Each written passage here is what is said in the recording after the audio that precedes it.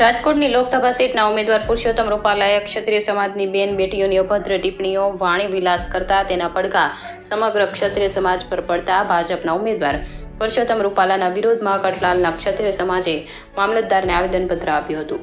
ઉપરાંત મામલતદાર કચેરી પાસે પહોંચીને રૂપાલાના વિરોધમાં સૂત્રોચ્ચાર કરીને વિરોધ વ્યક્ત કર્યો હતો. કઠલાલના ક્ષત્રિય સમાજમાં રૂપાલાના વિરોધમાં ભારે રોષ જોવા મળ્યો હતો.